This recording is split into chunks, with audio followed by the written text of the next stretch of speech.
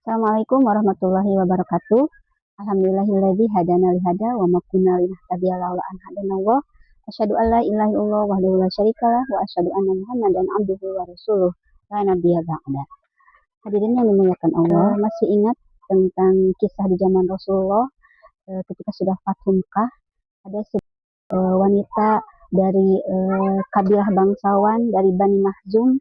Pada saat itu ada satu kejadian di mana wanita yang bernama Fatimah binti As'ad itu mencuri sebuah perhiasan. Pada saat itu hukum potong tangan sudah berlaku. Maka terjadilah kepanikan pada kalangan kaum Quraisy.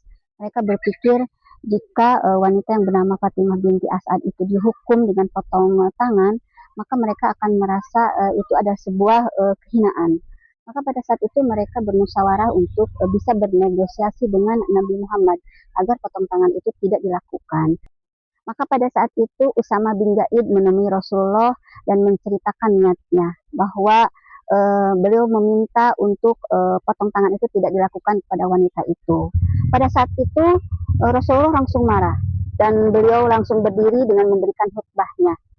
Demi Allah, sungguh telah binasa orang-orang sebelum kalian yang apabila mencuri itu seorang bangsawan atau seorang yang terhormat mereka membiarkannya. Tetapi jika yang mencuri itu adalah orang lemah, mereka memutuskan untuk potong tangan. Demi Allah, jika seandainya yang mencuri itu adalah Fatimah Az-Zahra binti Muhammad, maka aku sendirilah yang akan memotong tangannya. Begitulah Islam memposisikan bagaimana keadilan itu harus ditegakkan. Sebab dari keadilan itu akan tumbuh kebijaksanaan, dan dari keadilan itu akan mendekatkan diri kita kepada ketakwaan. Sesuai dengan firman Allah dalam Quran surat Al-Maidah ayat 8. Ya'dilu huwa aqrabu littaqwa. Berlaku adillah kamu karena dia bisa mendekatkanmu kepada ketakwaan. Adil bukan hanya dalam hukum saja, tetapi adil bisa dalam bentuk apapun dan kepada siapapun.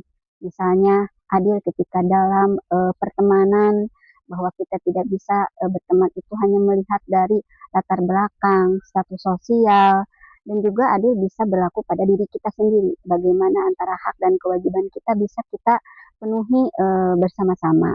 Kemudian adil terhadap alam dan lingkungan sekitar kita. Pada hewan, bagaimana kita bisa tidak merusak dan tidak menyiksa. Itulah yang dinamakan dengan adil, bisa menempatkan sesuatu sesuai dengan porsinya. Itulah adil dalam Islam.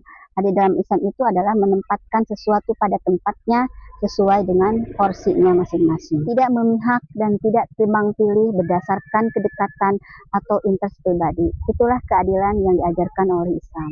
Kenapa Islam mengharuskan kita berlaku adil? Karena keadilan merupakan pilar utama terciptanya keseimbangan, ketentraman, dan kedamaian di muka bumi.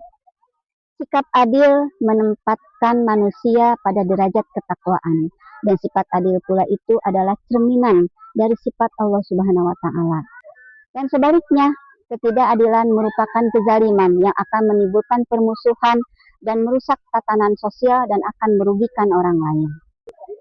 Lalu bagaimana dengan kita? Sudahkah kita berbuat adil pada diri kita, teman kita, keluarga kita, ataupun pada lingkungan kita? Wallahu a'lam bishawab. Nasrun minallah wa fathun qarib. Billahi taufiq hidayah. Wassalamualaikum warahmatullahi wabarakatuh.